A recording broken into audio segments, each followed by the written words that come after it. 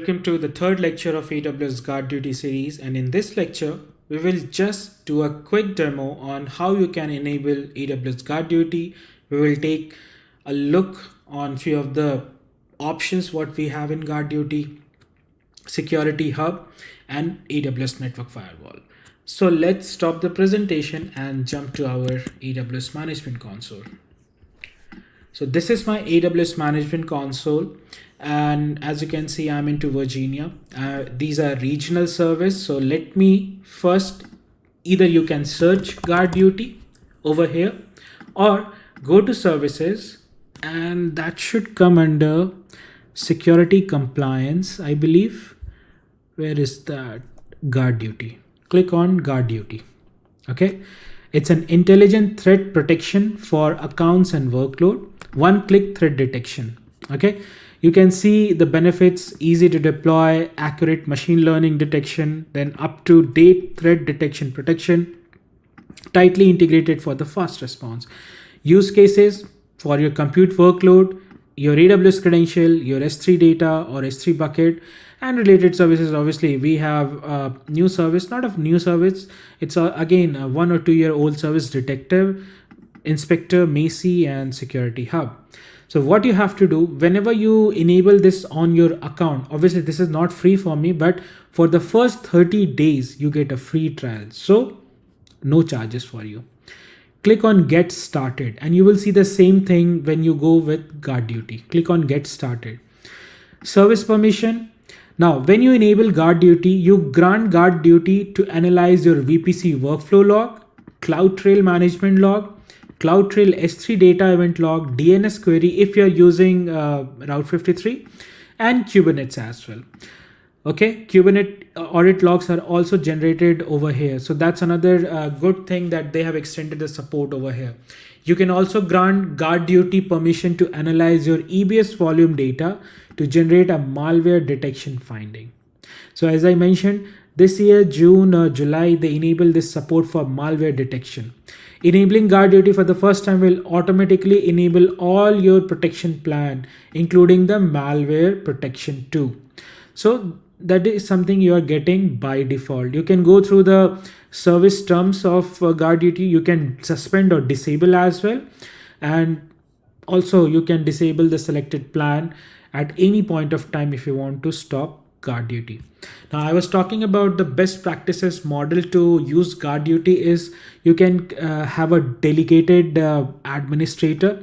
So best part is like go with a dedicated account within an organization and have that account privilege to see all the findings from different accounts what you have in your organization. So let's say if you have 50 accounts, dump all the data of 50 accounts, all the findings of 50 accounts into one place instead of going to all 50 accounts and see. Anyway, so click on Enable GuardDuty. This will be going to enable everything in the backend. I don't have anything running on this particular account as of now, but when I will be going to show you the demo on one of the production based scenario, but we will be going to see a lot of data over here. Now, what are the options we are getting?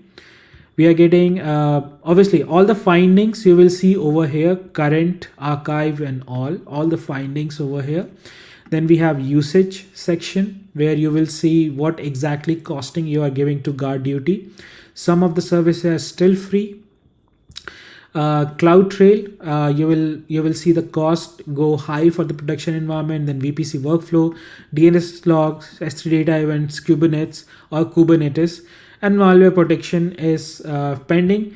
26 days remaining. I enabled this service quite some time back, but I'm not using it. This is totally my trial account that I do demo for most of the people, right?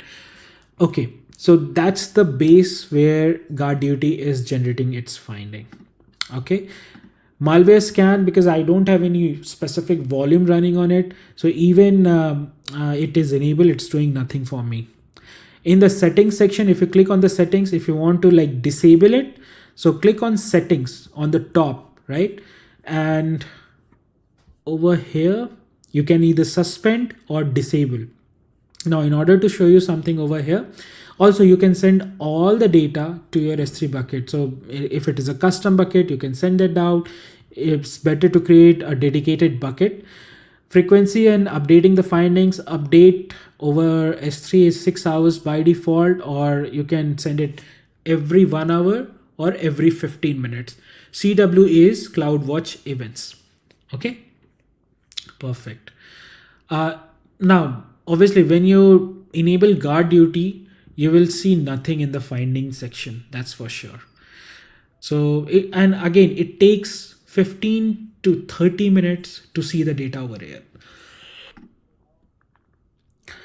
Now, in order to see, what kind of findings we have, so you can again go to settings, click on settings, and you can click on generate sample finding. So let's do that. This takes time a bit for us to show us the sample finding. So I'll show you once this is available over here. Okay, we have. So these are the sample data, what AWS is giving us and showing us like what kind of data you will be going to see or observe within the GuardDuty when you enable or run against your production or staging account. Now, this is one of the malicious files. So let's look at the detail. 2 of the security risks detected, the test file on EC2 instance, right? Now, what is the risk we have? So as you can see, it's giving a lot of data over here. Severity is high, which region, count is 1. So when we say count, is basically it was hit 1 time. That's my account ID. It's giving us the instance ID 2, created date, then updated date, scan ID, then what kind of threat? It's EICAR test file detected, which is high. I'm not sure what exactly is this all about. Okay, that's a text file that I believe that downloaded on the system. And again, this is sample finding. It's giving you the detail of all your instance, like which AMI running or not, what kind of instance type, generated the finding, instance tag, everything over here. Network interface. Private IP address is this, generated finding public DNS, public IP is 190.851, that's a public range. Okay, if we go down, file scan 65,000 scan. Okay, and encryption type is unencrypted, and threat intelligence detail is Bitdefender. So that's where you are getting a lot of detail over here. That's one kind of malicious file. And you can see we have Kubernetes basically as well.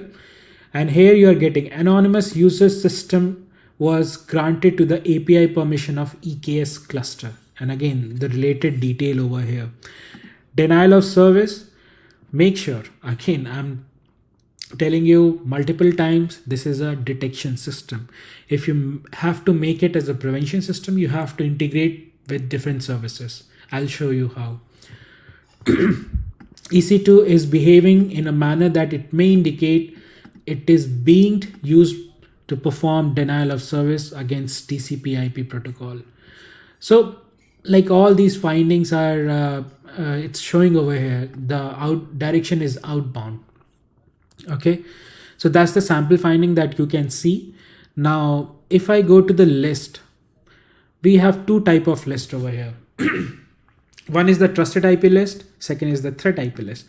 Now let's say you have the malicious IP addresses from your vendor services, right, who takes care of all the security. We have a lot of different third-party services which takes care of basically capturing all the threat IP addresses. So you can specify the name. It can be any name, ABC, XYZ. Locations, better to maintain a bucket for that. And it's a TXT file. You can create like a test file, plain text, or CSV or whatever it is. If you click agree, it will show that this is a threat IP, and any request coming from the threat IP is a malicious attack. So you cannot communicate outbound to that IP address. If it is a trusted IP, you can whitelist. So that's how it works. Now, let's say both the IP addresses, if one IP addresses are in the both list, trusted and threat, then it will always take the preference of trusted IP address over threat IP address. I mean, that's how it is designed. S3 protection. No, so S3 protection is enabled, monitoring and generating a data. EKS, I don't have any Kubernetes, but still, as if you remember, when we enabled this particular guard duty from the console, it says it is granting all the permissions, it's enabling all the services for monitoring and everything. Malware protection, it's enabled by default, 26 days remaining. You can retain the snapshots, the scanned snapshots if malware is detected, and it will obviously cost you. Now, these are the scan option. You can include, you can exclude based upon the tag. If you go to accounts, here, let's say if this account is acting as an administrator account, so you can click on add account, add all the accounts with the email address, the relevant email address over here, and then you can see all the data from all the accounts into this administrator account. So that's how GuardDuty looks like when you enable it. So for now, I'm going to just disable it because I don't need it. Okay. So I showed you both the process, enable, disable, and what are the options we have. Second one, I want to continue in the same video. Second one is the security hub. Although, as I mentioned, I have done this video long back. I will share the link that shows you the detailed way. Get started with the security hub. Again, 30 days of trial period, run automated checks, cross environment, prioritize, remediate. We get an option to remediate. So yes, with the help of Lambda function, you can remediate. First 100,000, that's the amount that you have to pay. Then between 100 to 500, that's the amount. And obviously, so everything is listed over here. Okay. How you can enable it? Go to security hub. Okay. These are the three frameworks, the security standard. One is obviously the AWS Foundational Security Best Practices, CIS. This version has been updated, but we are waiting for it to upgrade over here. And PCI DSS. Okay, again, the same delegated administrator. Click on Enable Security Hub. Obviously, I don't have anything in my account, but yes, this will assess entire environment, entire account of yours, and will give you the result like the pass, failed, or score kind of system based upon all these frameworks. I believe this was more of an old one, which I haven't done this yet. So for one of the example was like this instance was communicating with the disallowed IP address 2 days back. So in that case, I have to take an action, and based on that, because it's coming from GuardDuty, and rest of the product, you can see it's security hub. Okay. And it's failed. It's failed because of what? Multi-region cloud trail within the required configuration doesn't exist in this account. So those are the things that we are getting, and these are the sample findings. You can say you cannot generate a sample findings as per best of my understanding, because this is an integrated service. You have to send the data out from other service to this one. Okay. Integration. What we are getting from the integration. So we are Audit Manager is another service that continuously audits your AWS usage across the risk and compliance as per the standard. Findings from Audit Manager comes to Security Hub, and based on that you take an action. We have chatbot, AWS config. There is a, as you can see, accepting the findings. You can also stop it. We have Firewall Manager. Detective is more of a new service, so I haven't used Detective a lot. GuardDuty, Inspector, Access Analyzer, Health. Those are the five or six different services. The native services what we have with AWS for the integration. Then we have again Macy comes under that. Systems Manager, Patch Manager, you can send all those data. And again we have the third party. This is Alert Logics, Seamless Threat Management System. Then we have 3 cores. Like a lot of different vendors is integrated over here. So as you can see, if you want to use, you have to pay for it, and based on that, obviously you have to work with the vendor, how it works and everything. Okay, so that's the integration part. If you click on the security standard, these are the security standard. Click on one of them, and you will see like all kind of checks what they are doing. It's almost 189 enabled for me. Okay. Insights, again, these are the the rules what we have. If you click on the findings over here, that's my account. I have 4 count. What's that? Let's see. So these are the 4 different security hub findings what we are getting, and this is more of a this one is PCI DSS. Let's click on this one. You will see real-time monitoring over here, and you're getting every kind of report too. Okay.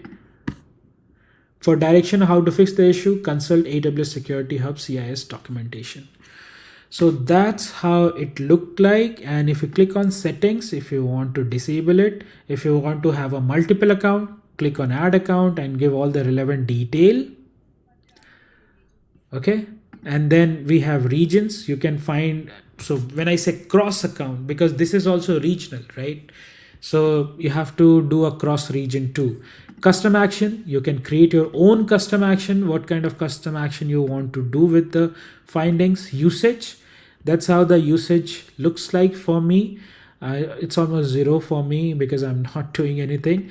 General, then again the administrator account, you can do that too. Resource policy and disable security hub. So I'm going to disable it for now because I'm not using it. Perfect. And finally, the third service, AWS Network Firewall. And this will be the last service for us. So if you go to the VPC console, on the left navigation, you see this network firewall. We have 3 options. Firewall.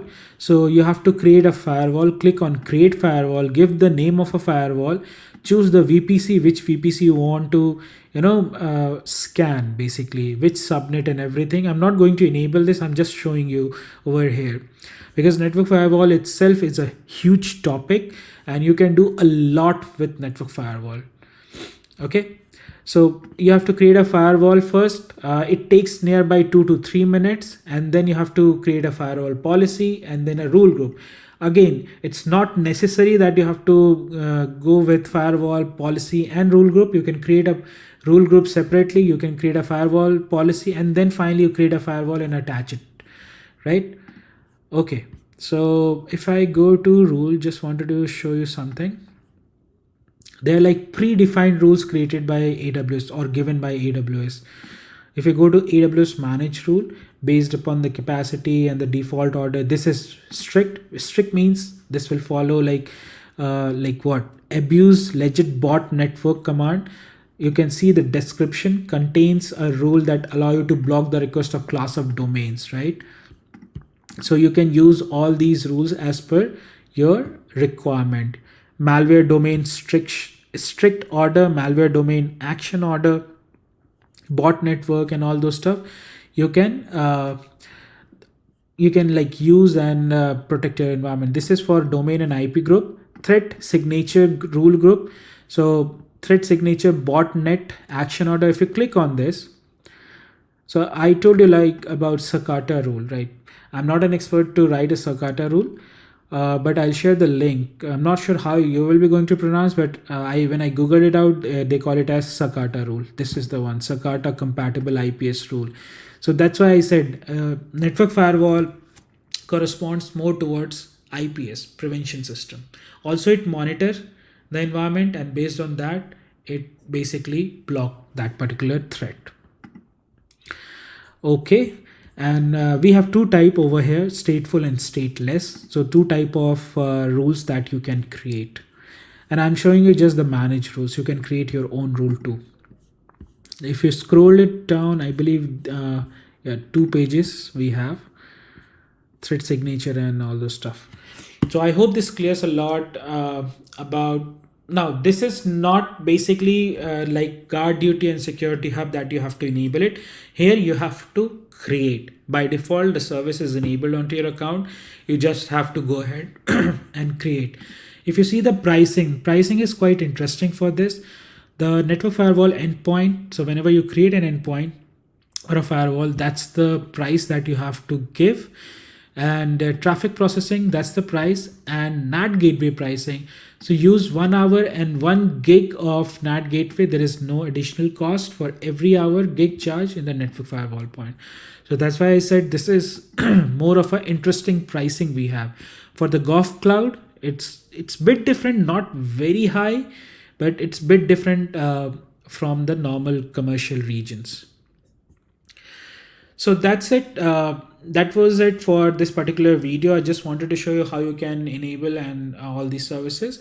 The next video, next 3 videos, I would say, will be like performing more of a practical demo where I'll be going to set up a few of the EC2 instances. I will be going to set all those prior to record a video, because I don't want to waste a lot of time over creating a EC2 instance and wait for it to come up. So I'll create all those stuff prior and enable GuardDuty and everything, and I'll show you the scenario basically that will cover the most of the common production use cases from the security perspective.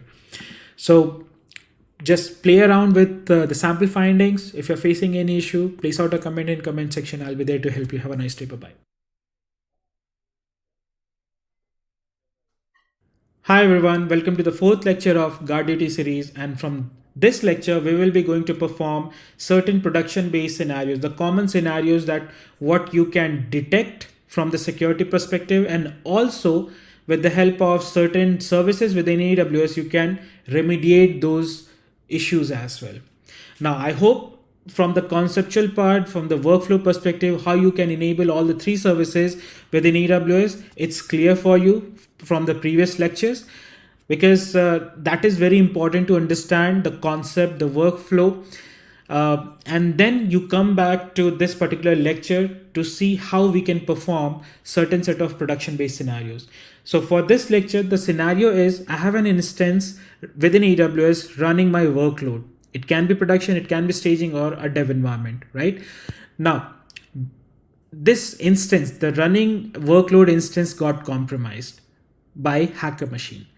So let's say I'm a hacker and I'm able to gain an access control over your workload, right? The instance running your workload.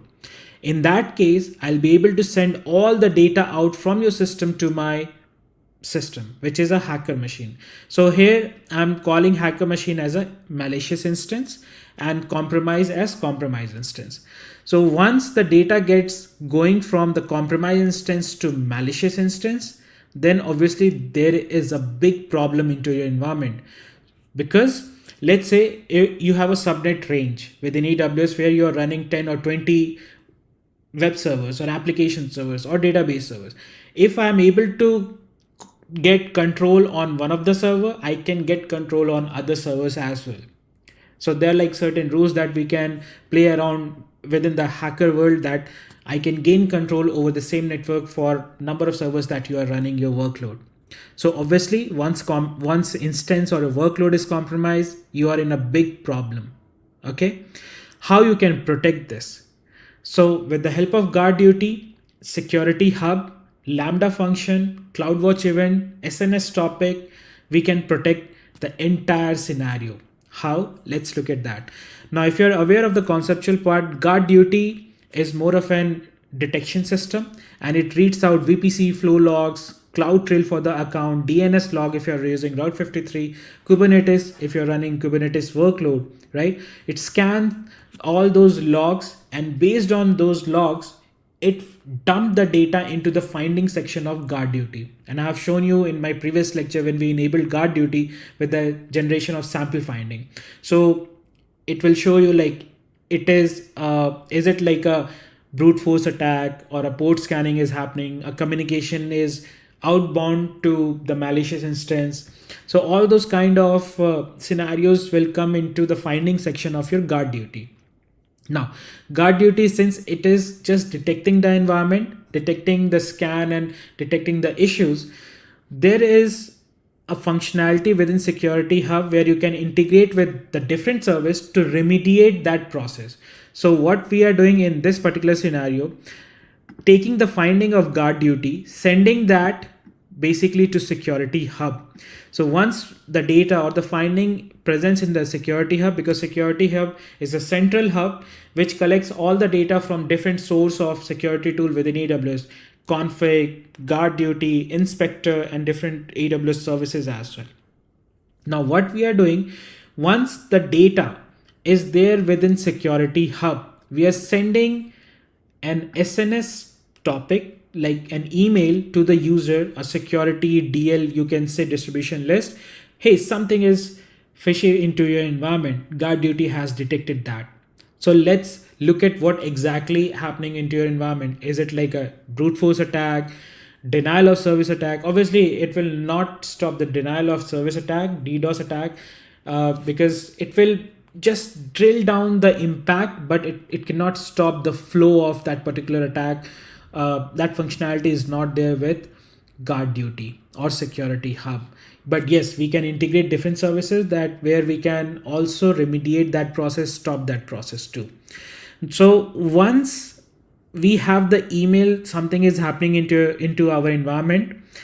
Till this point, till number 4th flow, it is detecting, sending out the data, or not the data, sending out an alert to the user who is responsible for your security standard.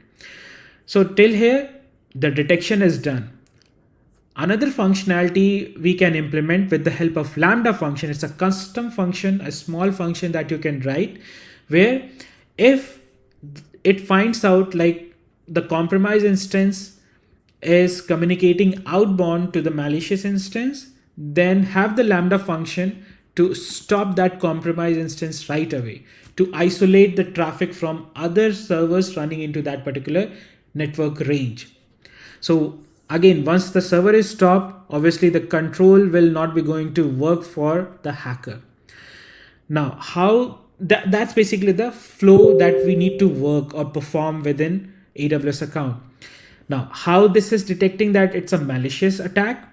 Because we are using a threat list. So we are using S3 bucket, where updating or maintaining the list of IP addresses, list of malicious IP addresses into that list.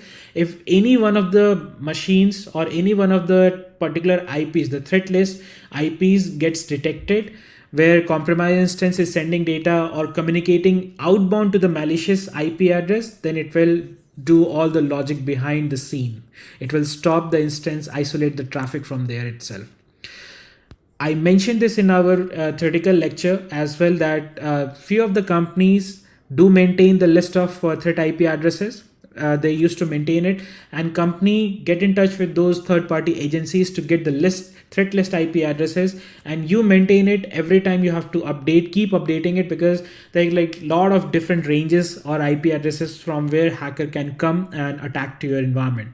So this is one kind of a attack where you can detect and control or remediate the process right away. So I hope this clears a lot in terms of the flow that we need to perform over here. Now let's jump to our management console. So this is my management console. As you can see, one of the major requirement for this workflow to run is that you need to have GuardDuty Security Hub enabled before running this entire setup or before configuring the entire setup.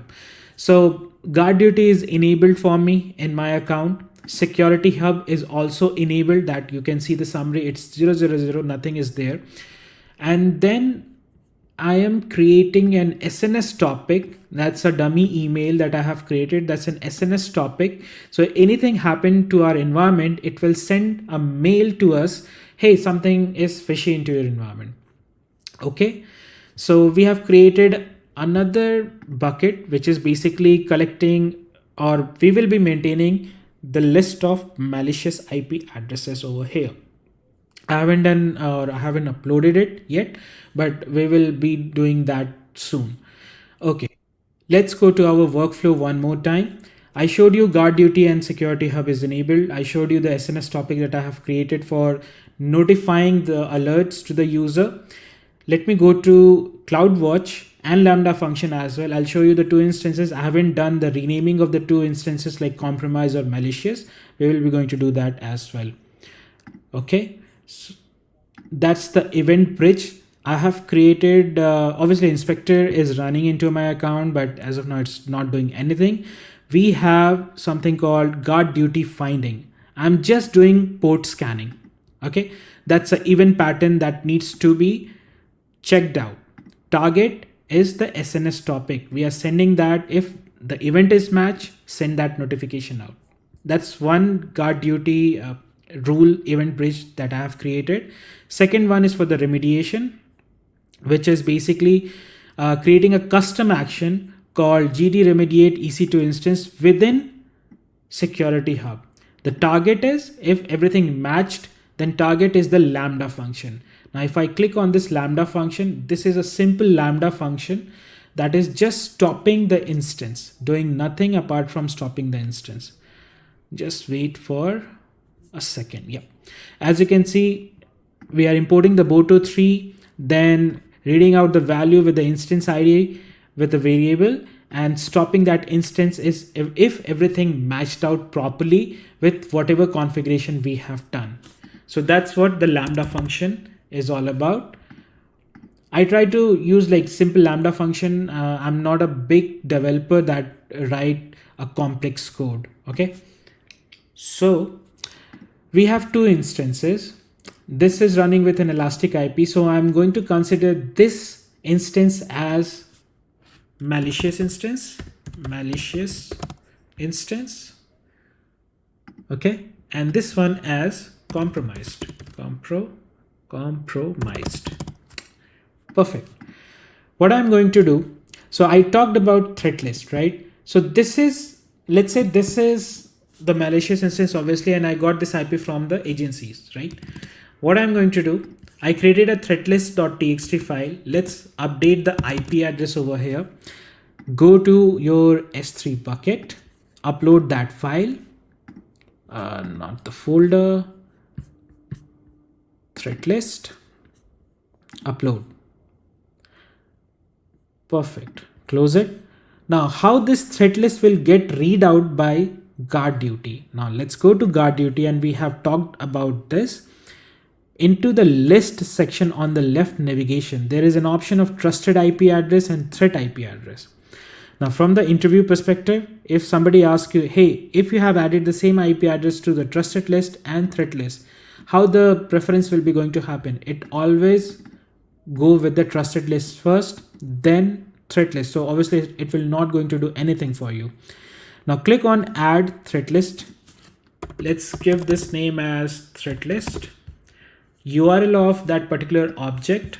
So click on this, copy the URL of S3 object. Where is GuardDuty?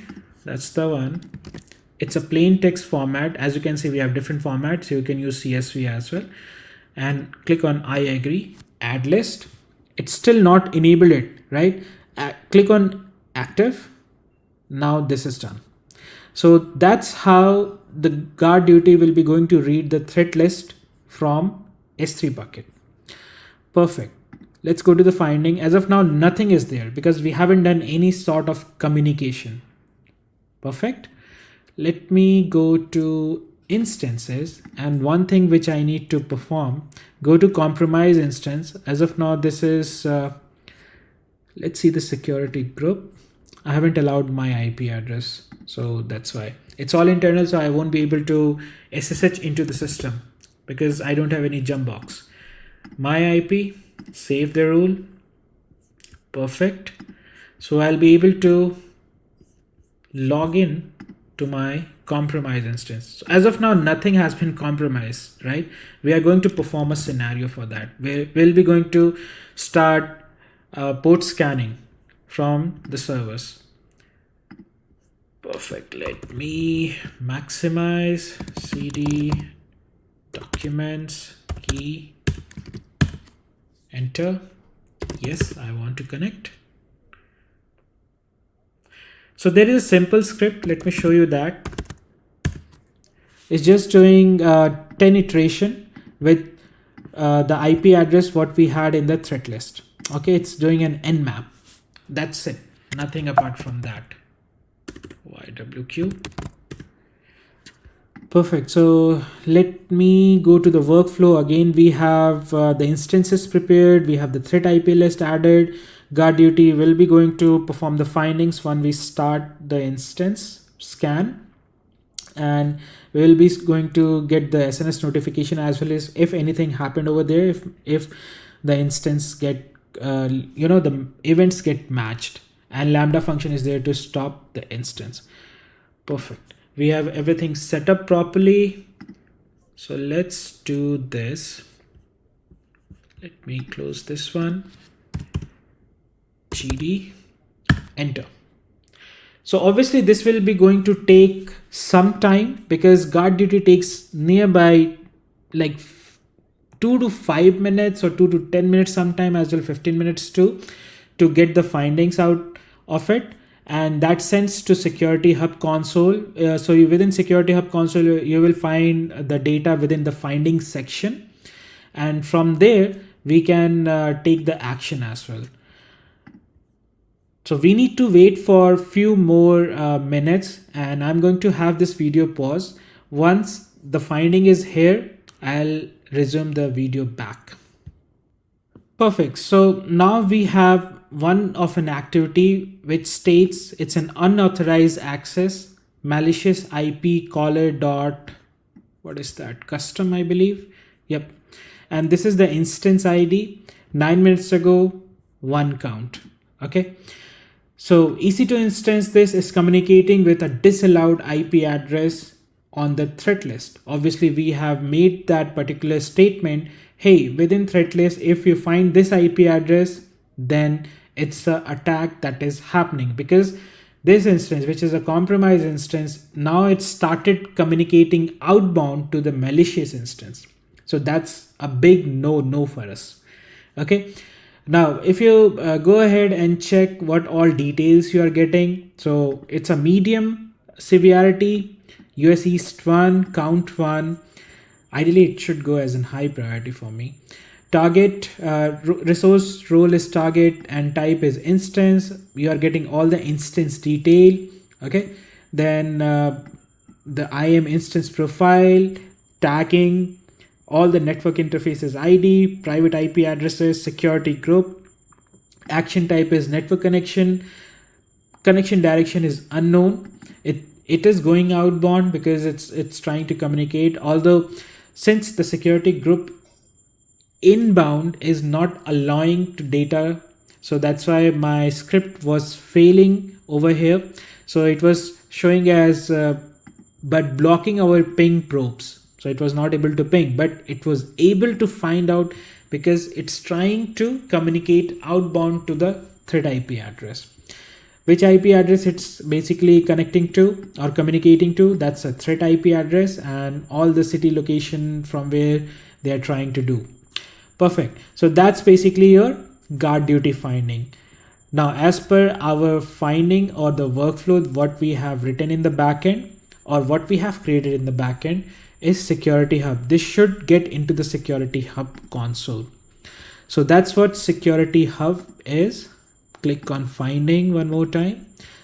Let me go to summary, finding again. So we have a medium severity.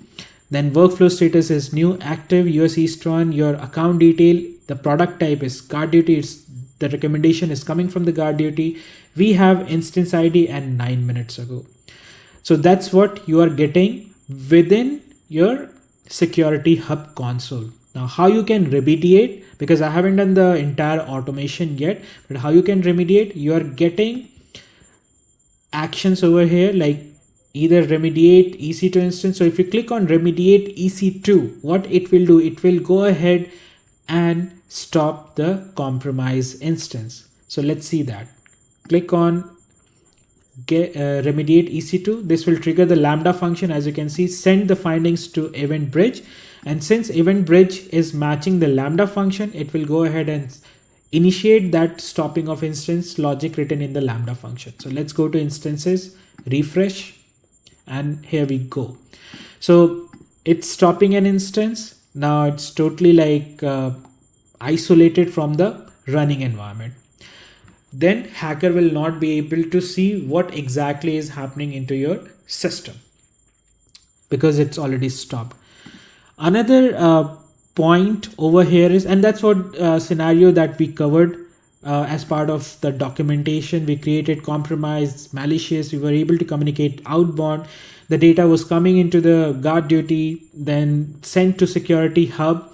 I got the email as well in the backend, and the Lambda function is basically gets triggered manually. As of now, I have done it manually, but you can also send that notification out to Lambda function to trigger and stop the instance. Okay, so that's how the workflow is all about for remediation and detection with the help of GuardDuty for such kind of scan attack. Now you can write Lambda function again, obviously, to stop, but you can also write another Lambda function. So for the finding section, basically, let me go to not the Lambda function, more of an event bridge. As of now, this shows as EC2 port scan. So they're like different set of combination that you can write and send those notification out to your email address. Those are the findings, because if you remember from the previous settings or the previous lecture, in this lecture, we are just sending out a data from GuardDuty, right? Just one type of data. Here, you can also send out the IAM user root credential usage, because that's not a best practices to use the root user account for accessing your AWS. I'm using it for the demo purpose, but that's a big no for any kind of production environment.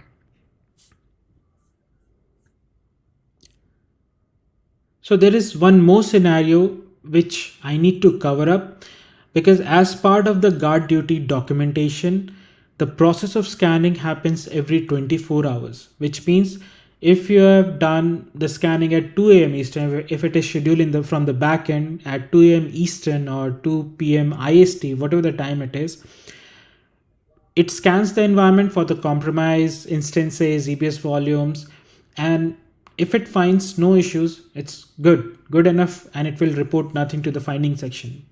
Let's say at 3 a.m. Eastern or 3 p.m. IST, we have an issue raised, like one of an instance got compromised. Will GuardDuty going to take that finding out and run the entire workflow that what we had discussed? Let's see that. So while doing the talking, I just disabled, like we stopped the instance, right? Lambda function stopped the instance, and I started the instance again. I got the new IP address. Now, if I run the nmap, will GuardDuty get the finding over there? Let's see. Let me connect to the instance. As you can see, the previous instance was 174.129.108.156. Now we are connecting to 54.158, totally a different IP address. Let's connect, and we'll give. Okay, so one thing I need to update. No, I don't need to update anything over here. GuardDuty, enter.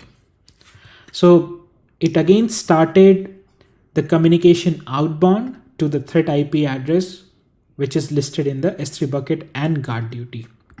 So again, we have to wait for another 2 to 5 minutes for that particular finding to come over here. Let me archive this so that we'll be able to see if something is coming fresh in GuardDuty or not. Within Security Hub, we have made that resolved. So I'll wait for another 2 to 5 minutes and resume the video back just to show you if we get the data or not. Now we have two results. So I created another instance with a different set of private IP address and public IP address, and try to run that nmap to the threat IP address. I was able to get that list of that instance basically in GuardDuty. So if there are like multiple attacks happening at certain interval of time, I believe we'll be able to see all the findings getting dumped into this GuardDuty, and that will go to Security Hub for the remediation. So let me go to the instance section. This is the test 2 instance that I have created. As you can see, 54, 174, 139, 82. If I go back over here, Scroll down again, instance this 5e communicating to the thread IP address. And if we look at the instance IP address, this is 174.139.82. So yes, we are getting the data out within GuardDuty finding. Now, if I go to Security Hub console, findings, go to summary and again finding, we should be able to get that list of new instance over here within certain interval of time. So the workflow is working fine with GuardDuty. We are getting the data. That data is dumped into finding section of Security Hub 2, and within Security Hub, since we have a Lambda function for the remediation, click on that particular function and click remediate. So that's how the workflow of this scenario works. And I hope this clears a lot in terms of how you can like create instances. Obviously, creation of instances is not a big deal. Enabling GuardDuty, enabling Security Hub, we have done that demo as well. I will give the Lambda function. It's a small Lambda function, a simple Lambda function that anybody can write, and you can work on that particular execution as well. So just play it around with this detection and remediation part. And if you're facing any issue, place out a comment in comment section. I'll be there to help you. Have a nice day. Bye-bye. Hey everyone, welcome to the fifth lecture of GuardDuty series, and in this lecture we will see how we can do a multi-account management with GuardDuty finding. As an example, how you can manage GuardDuty findings from a centralized hub system, right? So let's say you're working for an organization which has 10, 20, 30, 40, 50 AWS accounts. So it is very difficult for any particular security team to manage all the different specific 50 accounts and see all the findings what we are getting for GuardDuty, like in IDS, right? So any sort of malicious activities happening into your AWS account for your servers on your network, then it becomes quite difficult for any specific team, especially the security team, to go into all those 50 accounts, try to monitor each of the account and see what kind of malicious activity is happening. Now, we have that provision within AWS where if we have multiple AWS account added to an AWS organization, which is basically a part of an AWS organization, then you will be easily going to manage the findings centrally across your 50 AWS account from one single account. So as you can see over here, let's say we have 3 AWS account or 1 to n AWS account. Every account has to be enabled with GuardDuty. Every account is creating their findings, right? Now, just imagine, right?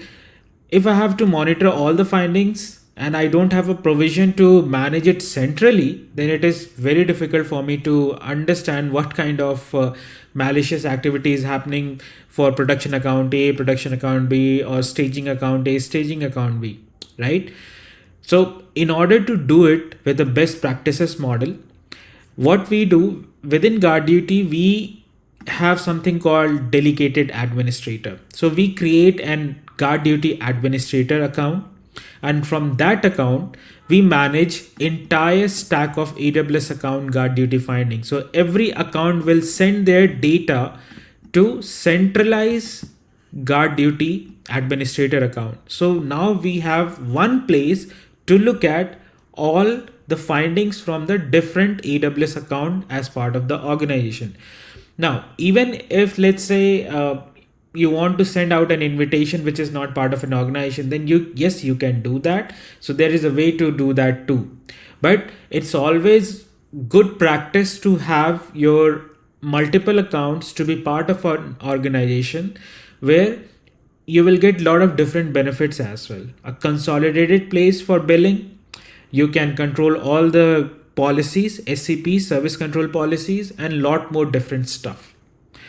So I hope this clears a lot in terms of how you can manage multiple account conceptual wise. Let me show you how we can do it on practical, right?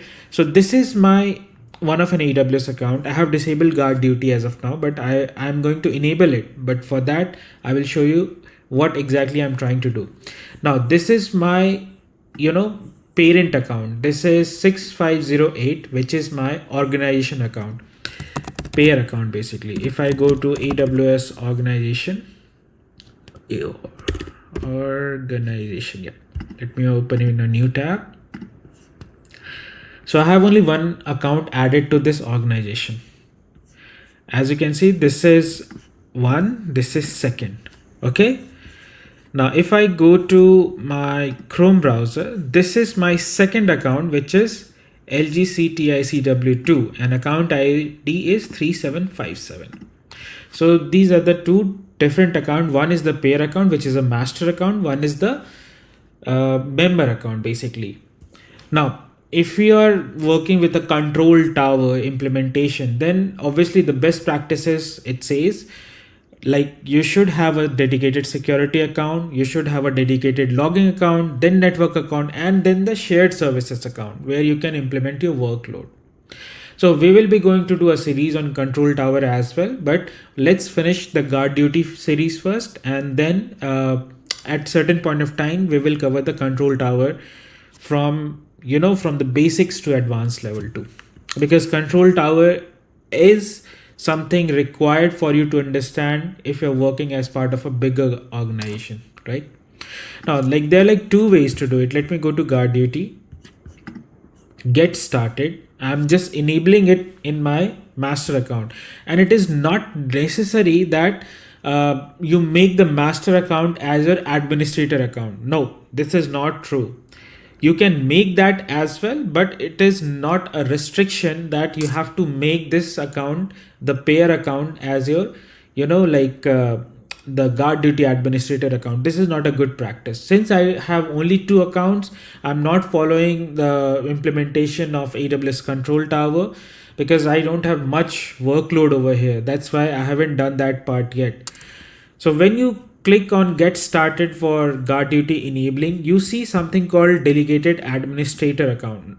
Here you can give the account ID of that GuardDuty administrator account. So for example, if I want to make the second account as my administrator account for the security, then what I will do, I will copy the account ID. Let me copy it, go over here and just give this ID, the second account ID over here, and this will be acting as my administrator, GuardDuty administrator account. So first let me enable this because that needs to be there, right?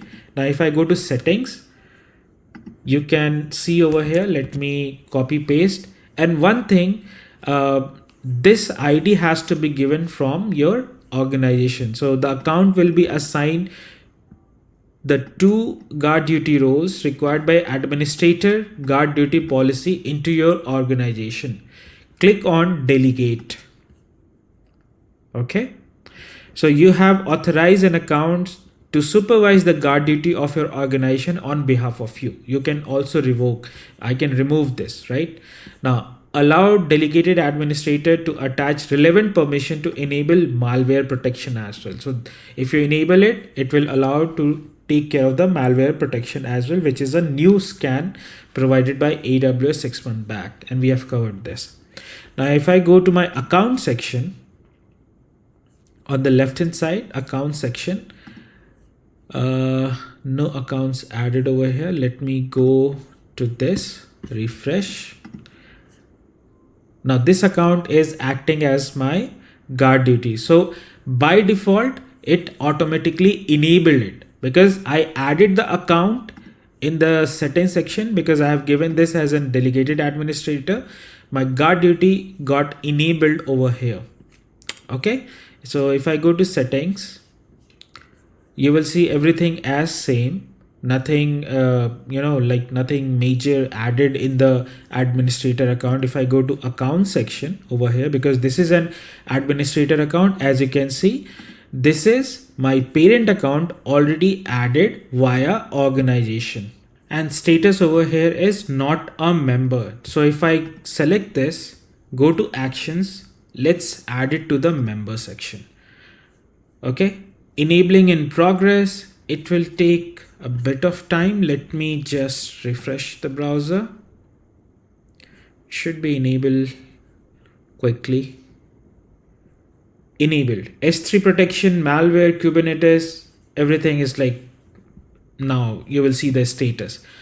Okay, so that's one way of adding your AWS different accounts to your administrator account. You can also do that by giving the invitation, add accounts by invitation. So give the account ID, email address, and then you can like in click next and invite your account ID that needs to be added and scanned via GuardDuty. You can also upload the list if you have, let's say, hundreds of accounts. So you have to give the format over here, and then you can upload and add everything to this GuardDuty administrator. So that's second way of adding your accounts.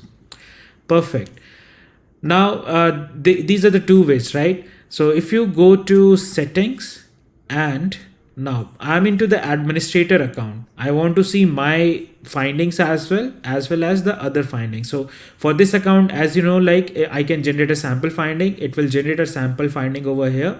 Let me go back to my parent account in settings, and over here let's generate a sample finding. So ideally, all the findings that we are generating over here, we should be able to see in GuardDuty Administrator console as well. So obviously you will see all the sections, all the vulnerabilities or whatever the scanning is happening in this account as well as in the GuardDuty Administrator console.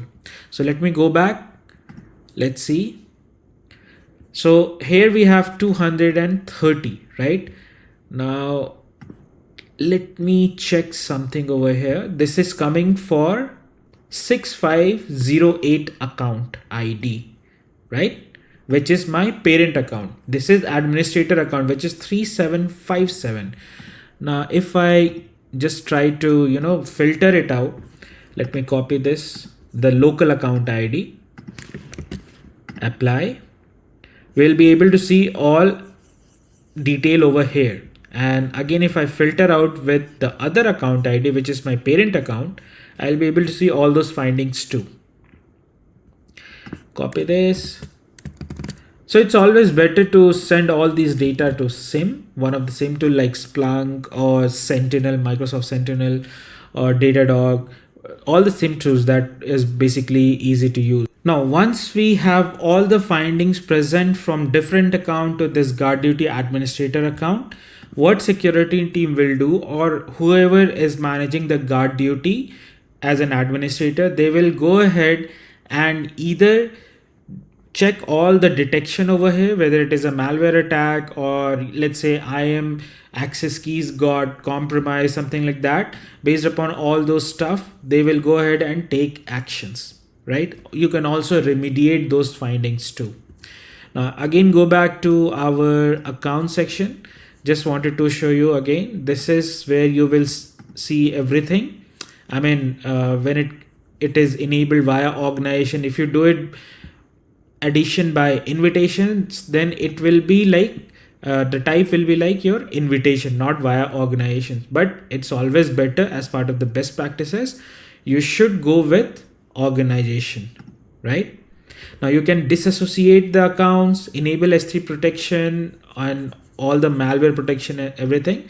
So that is obviously it's there as part of the integration of multiple accounts into one account, which makes the life easier for anybody to monitor and take the actions accordingly. So that was it for this particular video. I hope this clears a lot in terms of how you can manage multiple accounts for your organization. So play around with this particular concept. Try to create multiple accounts and enable GuardDuty. Create one account as an administrator account and add other accounts to GuardDuty. See what all findings you are getting and play around with your remediation process. One of the example that we covered in our previous lecture. Place out a comment in comment section if you're facing any issue. I'll be there to help you. Have a nice day. Bye-bye.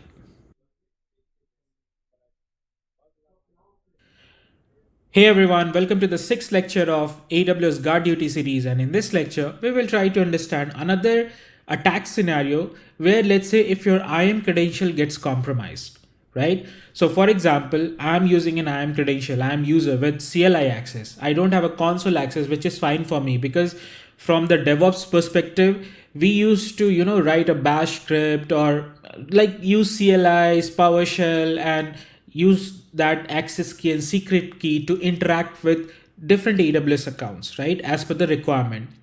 So we can do a lot of things with this CLI access. Now, if that gets compromised, what will be going to happen and how you can remediate that process?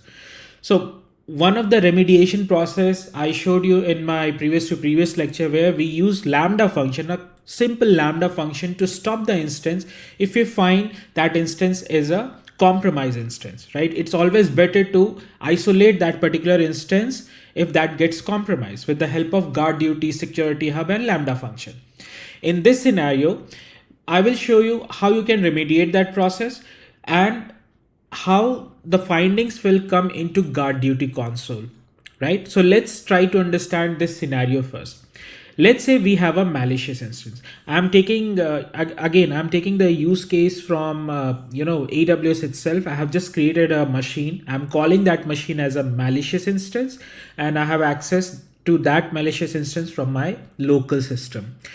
So let's say if we have a malicious system, and which is basically a hacker machine, and if your IAM credentials got compromised, access key and secret key. So in that scenario, what will be going to happen?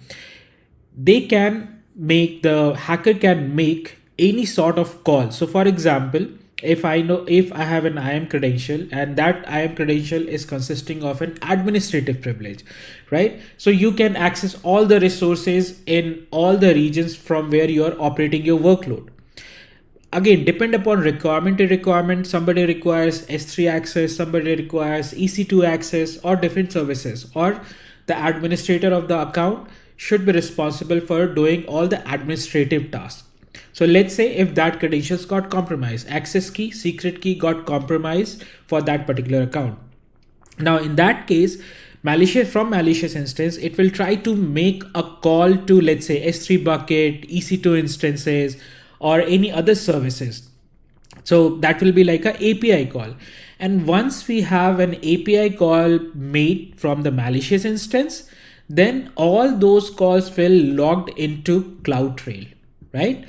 Because these are the account level activities. In the lecture where I showed you where instance got compromised, we were tracking everything from the VPC workflow log because that was from the network perspective. This is more of an account perspective because my IAM credentials got compromised.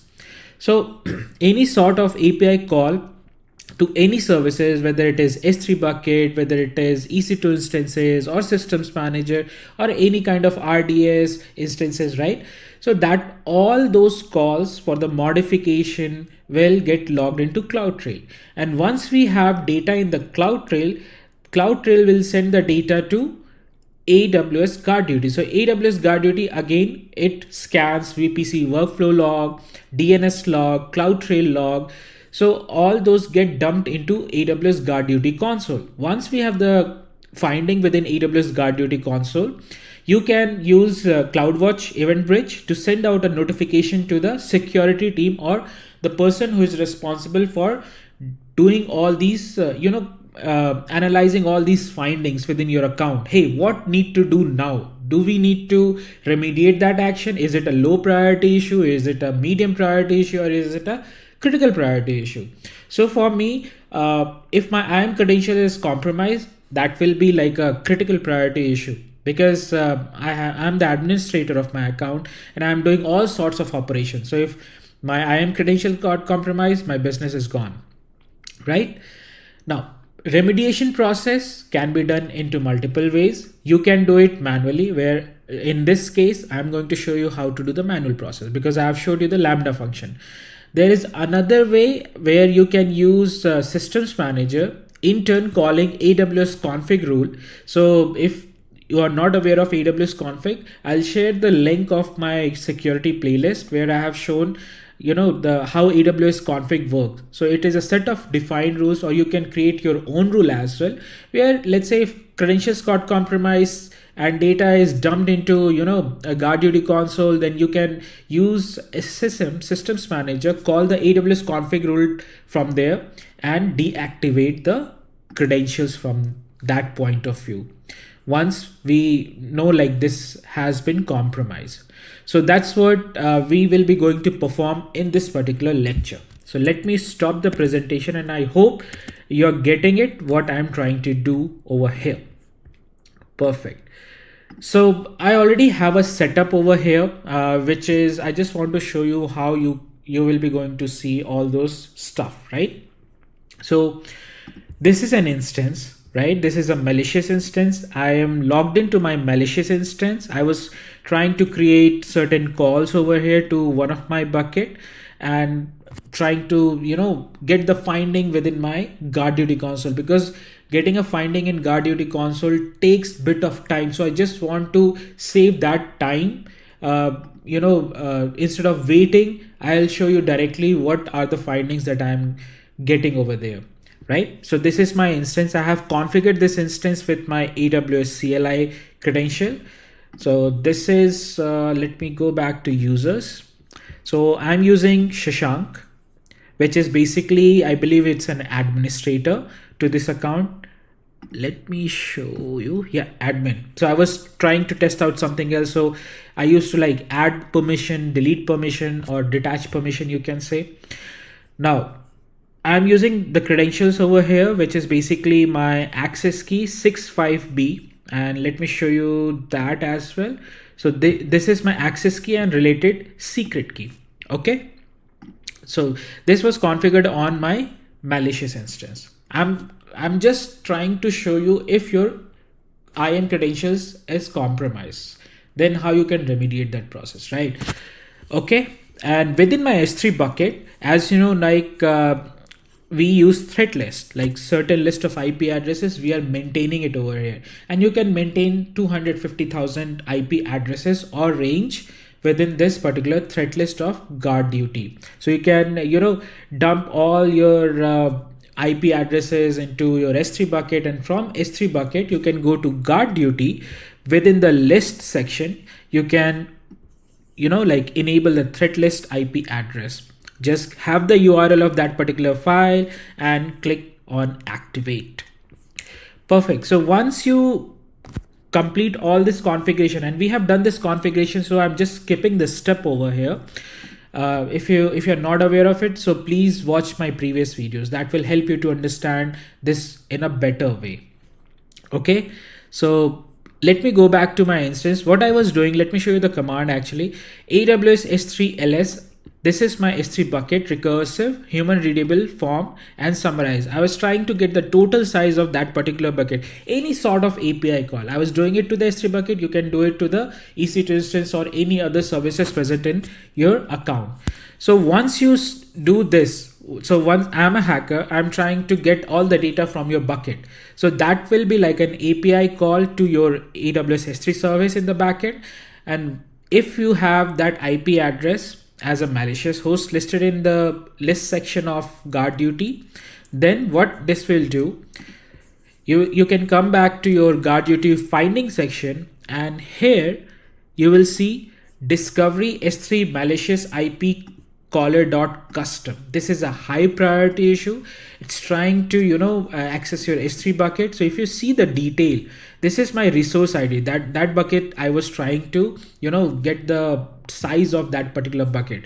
Now here you can see access key AKAI and ending with 65B. If I go back to my IAM, you can see AKAI and ending with 65B.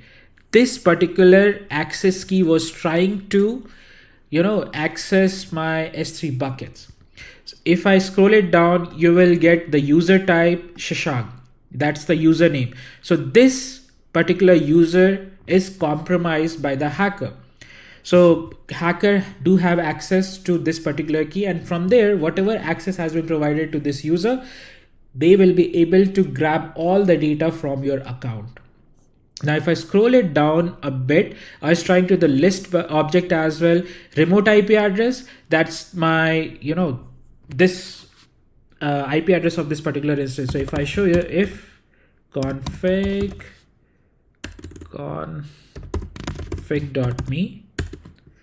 3222.208.154. That's the same IP address from where attacker is trying to attack. Ashburn, this is in Virginia. You're getting all sorts of detail over here. It's a threat IP list. That's the threat intelligence detail that we are getting.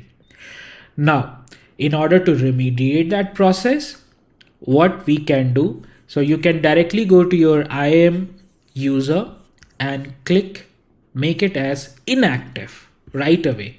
So obviously once you make that inactive, and again I would prefer to do it automatically with the help of Lambda function or systems manager, and this will be like a task for you guys. Just write a simple Lambda function, invoke that to your GuardDuty console and try to deactivate the key, or just write a simple Lambda function to deactivate your IAM credential.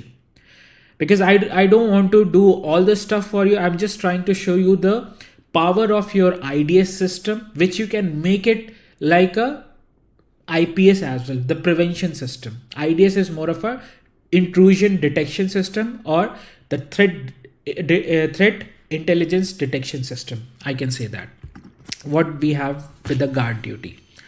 So once you inactivate that particular key which is compromised, then hacker will not be able to access your machine. Now if I do curl again, not curl, AWS S3, as you can see, invalid access key ID, this has been revoked. So in this case, we are not compromising, or we are like safe now, because data has been the access has been removed, not the data, the access has been removed right away from the system. Let me go back to my presentation. So this is another scenario for an attack. So I hope this clears a lot in terms of what we were trying to achieve it over here.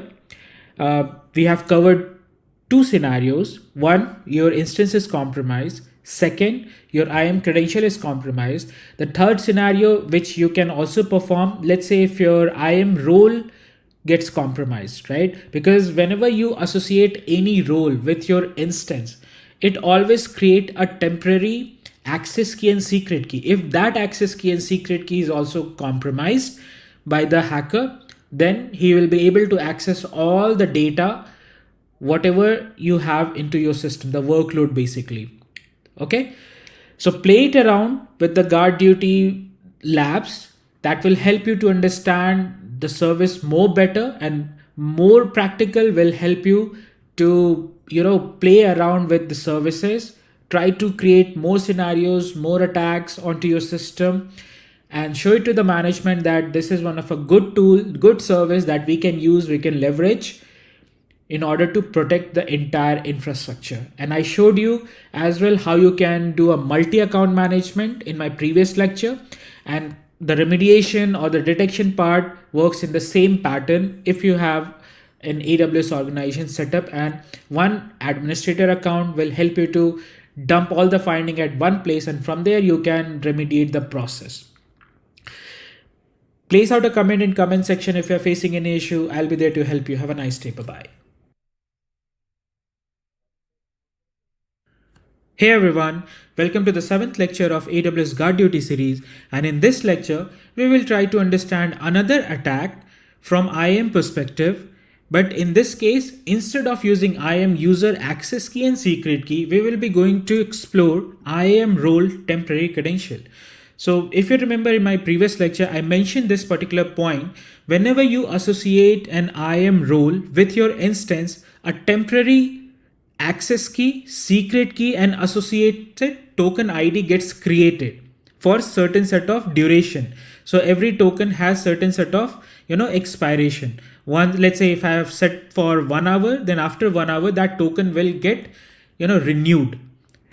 So if that, even that particular temporary credential gets compromised, by the hacker machine or by the malicious instance, then he will be able to access all sorts of data from your compromised instance, whether it is your RDS, database instances, or S3 bucket, or whatever services, secrets manager as an example, where you store a lot of your credentials, username, passwords related to databases or any other services, right?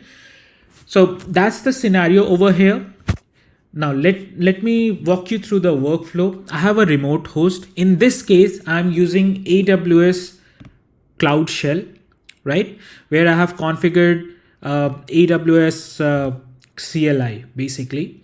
And I'm using IAM role, access key, secret key, and token to get access to all the system inside your AWS environment. So if that gets, let's say IAM role credential gets compromised, then I'll be able to see everything as per the requirement or as per the access has been provided to that particular role, right? If that role is associated, has a functionality to connect to S3 bucket, then I'll be able to see S3 bucket, or administrator access, I'll be able to see everything within your AWS account. So that's what it is, the remote host. Remote host will connect to EC2 instance, take the IAM role temporary credentials. So there is a metadata service that hacker can explore to get all sorts of information for your system, right? Once that is compromised, rest of the other scenario will be going to remain same. It's an API call, get logged into your CloudTrail, and from CloudTrail, AWS GuardDuty will collect the data, send the email with CloudWatch Event Bridge to the security team or the member who is responsible for doing the analysis of all these findings. Okay, again, 3 remediation process. One is the manual way, one is the Lambda function, one is the systems manager with AWS config associated with systems manager. Perfect. I hope this clears a lot in terms of the concept or the attack that we will be going to perform in this lecture. So let me stop the presentation. Let me go back to my AWS instance or AWS environment. So this is AWS Cloud Shell. So if you're not aware of AWS Cloud Shell, I have done a demo on AWS Cloud Shell. I'll share the playlist. Please go through that particular video. That will help you to understand what exactly Cloud Shell is. In general, it is more of a interaction through CLI to all your AWS accounts as per what you configure in terms of your AWS access key, secret key, right? Okay, same scenario. I have a threat list where I blacklisted this IP address. I'm considering this as a malicious IP address. I'll share this command just to get the public IP address of this Cloud Shell. Then I have an IAM role, which is having S3 access, administrator access. So you don't require all the access level because I do explore a lot of different issues. So I add the policies, I remove the policies, and all those things happen. Maximum session duration is 1 hour. That's what it is set over here. Okay, this is an instance, again, the same malicious instance, and this instance is associated with that particular role. Okay, now if I go to GuardDuty, as of now, as you can see, we have 7, and let's say if your IAM role gets compromised, then you will see something like this. Again, I was doing some call before this video, but I will show you how to do that. Unauthorized access IAM user instance credential exfiltration, right? Access key and secret key. We'll get all the things over here. So let me first show you. This is basically what we will be going to perform. I will show you how to do it. So let me go back to my instance. Now there is a command, a curl command basically. This is a curl command to get the metadata information. Let me run it over here. Now we are getting, as you can see, the previous access key was different. Now the access key is different. So let me first, copy this particular information, right? Let's paste it over here. I don't need all these information. I just need access key, as you can see, secret key and token. This is the expiration. Perfect. So I'll share this command, all these commands in the description section for you to perform all sorts of operations in your account. Perfect. Now, let's say being a hacker, I was able to get all these information because my IP address has been threat listed in the GuardDuty and S3 bucket. So GuardDuty is continuously scanning that particular IP address. If any request is coming from that IP address, we'll be able to grab that information and dump the data into the GuardDuty console as per the logic in the backend what they have written, right? Okay, so let's try to export. Let me go back to AWS Cloud Shell. If I do AWS S3 LS, what we are getting? We are getting all sorts of access it, right? Now, let me change this information to the new one. Copy, paste, and this is the, token. So let's copy from here till here. And you cannot use the session key that I am using because this is for my account and I'll be going to delete it. Let's export Cloud Shell, and you can just do export. This will export the new key. Then again, go for the export of access key and secret key, and then finally export your session token. Done. Now, if you do to describe your instance level, it will show you everything what you have in US East 1. Everything, group ID, security group, and you can use Q to exit this output. So you're getting everything. So once the metadata URL get exposed, I have the access key, secret key for that particular instance. As you can see, instance role is this. This is the root. This is basically a root one that gets changes every certain interval of time. This is the public IP address. So I'm getting everything into this particular session of shell, right? Okay, so if I do, let me see if I have done something, not this one, describing the instance. I don't have anything much over here. So again, let's do AWS S3 LS. Because my instance is compromised, I was getting the same information because earlier the configuration was a bit different because I was using some different key. Now I have exported the new version of my access key and secret key and the token. That's how I'm able to see all the data. So once you have, the keys are compromised, if you go to GuardDuty will jot or will dump all the findings over here.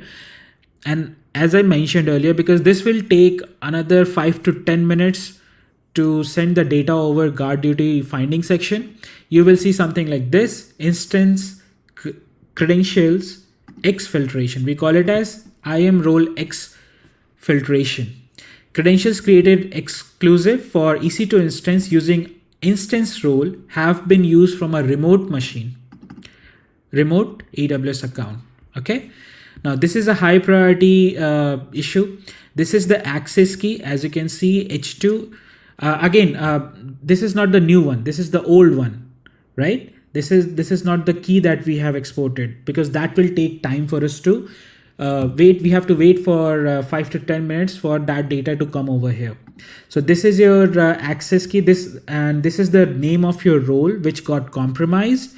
All the data over here, and this is the describe instance. We did like AWS EC2 describe. So we are getting that IP address, which is there in the threat list, is 388.110.90 Ashburn, United States.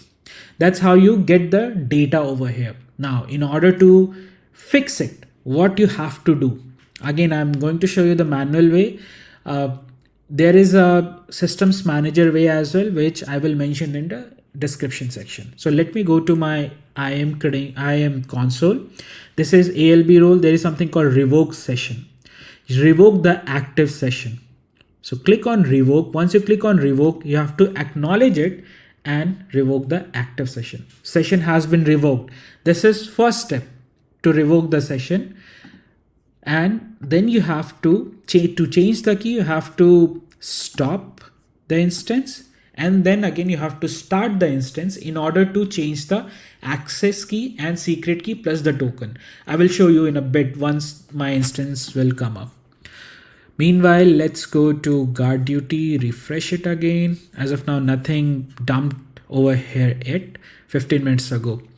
So let me go back to my presentation again. I hope this kind of attack, you are able to get it, and I'm sure you'll be able to perform in front of your management as well, because these are the most common attack that what I have seen over the years. And we can, like auto remediate this process, or you can go for analysis of the findings and based on that take the actions. Let's go back to our EC2 instance. It is stopped. Let's start it. I'm not sure why this was okay. I have to go for a new EC2 experience. Let's do that. That was an old one. Nothing changed much, but yeah. And now I'm used to this new console with AWS. So yeah. So let's wait for this to come up, because IP address is same. It's a static IP address that I have assigned. So I will not face issue while doing a login. Come on. Yep. So let's go to terminal, connect. We'll be able to connect it. Perfect. Now if I run my curl command to this role, our access key is this. So let me just move this aside. So you see JV4, and this was like F6N, that was the last key. Access key got secret key is also changed, A caps G C H N, here it is IQOJB, and token ID is also changed actually, ending with GK, and this one was ending with 90, and this is the new expiration. So that's how you remediate this process. There is a way in Lambda function to auto remediate this process as well. It's always preferred and good way to do the auto remediation with the help of Lambda function or AWS Systems Manager. As I mentioned, Lambda function that you can explore, it's very easy. Whoever knows Python, then you will be able to create the Lambda function in a very quick way. And AWS Systems Manager is something I will give in the description section, where how you can use AWS config rule to deactivate the key, right? Okay, perfect. So I hope this clears a lot in terms of the different labs that what we had done for GuardDuty, the kind of attack, and you can play around with GuardDuty, create much more scenarios. I will also share one of a practical lab that what AWS has. It is more of a complex lab consisting of network firewall, then GuardDuty, step function, and there is one more associated with that for the auto remediation process. Just go through that article once. If you're able to understand that better, then it will be better for you to implement those things as well. So play around it, place out a comment in comment section. I'll be there to help you. See you in next lecture. Have a nice day. Bye bye.